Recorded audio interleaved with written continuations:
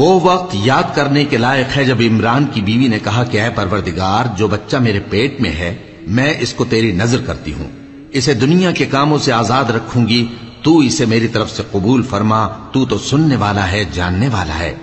پھر جب ان کے ہاں بچہ پیدا ہوا تو کہنے لگی کہ پروردگار، میرے تو لڑکی ہوئی ہے، جبکہ اللہ خوب جانتا تھا جو ان کے ہاں ولادت ہوئی تھی، اور نہ ہوتا لڑکا مانند اس لڑکی کے۔ اور کہنے لگی میں نے اس کا نام مریم رکھا ہے، اور میں اس کو اور اس کی اولاد کو شیطان مردود سے تیری پناہ میں دیتی ہوں۔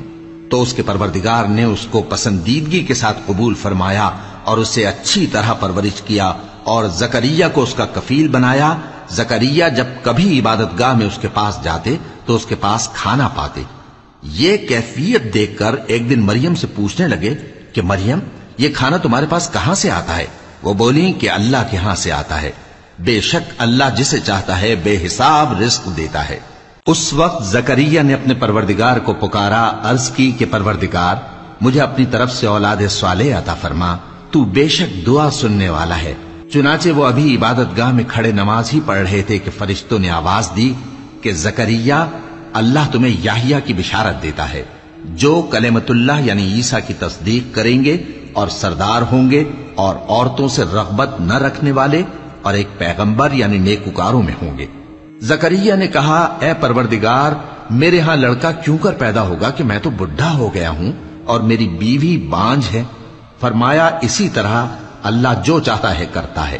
زکریا نے کہا کہ پروردگار، میرے لیے کوئی نشانی مقرر فرما دے۔ فرمایا، تمہاری نشانی یہ ہے کہ تم لوگوں سے 3 دن اشارے کے سوا بات نہ کر سکو گے، تو ان دنوں میں اپنے پروردگار کی کثرت سے یاد اور صبح و شام اس کی تسبیح کرنا۔ اور جب فرشتوں نے مریم سے کہا کہ مریم، اللہ نے تم کو برگزیدہ کیا ہے اور تمہیں پاک بنایا ہے اور دنیا جہان کی عورتوں میں سے تم کو منتخب کیا ہے، اے مریم، اپنے پروردگار کی فرما برداری کرنا اور سجدہ کرنا اور رکوع کرنے والوں کے ساتھ رکوع کرنا۔ اے نبی، یہ باتیں اخبار غیب میں سے ہیں جو ہم تمہارے پاس بھیجتے ہیں۔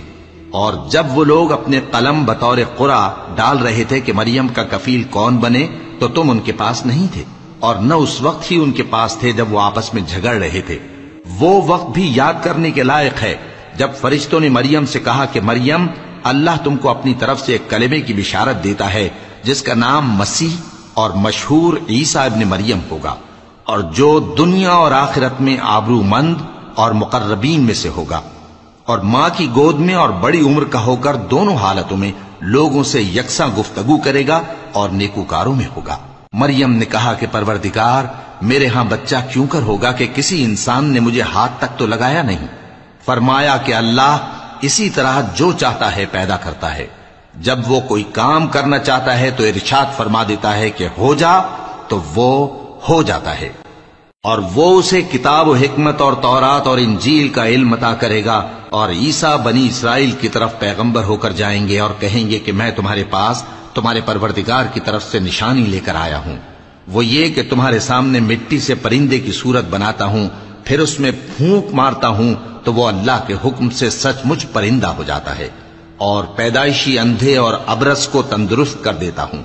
اور اللہ کے حکم سے مردوں کو زندہ کر دیتا ہوں، اور جو کچھ تم کھا کر آتے ہو اور جو اپنے گھروں میں جمع کر رکھتے ہو سب تم کو بتا دیتا ہوں۔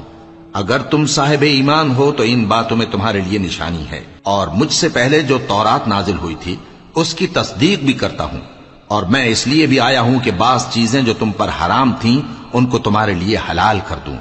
اور میں تو تمہارے پروردگار کی طرف سے نشانی لے کر آیا ہوں، تو اللہ سے ڈرو اور میرا کہا مانو۔ کچھ شک نہیں کہ اللہ ہی میرا اور تمہارا پروردگار ہے، تو اسی کی عبادت کرو، یہی سیدھا رستہ ہے۔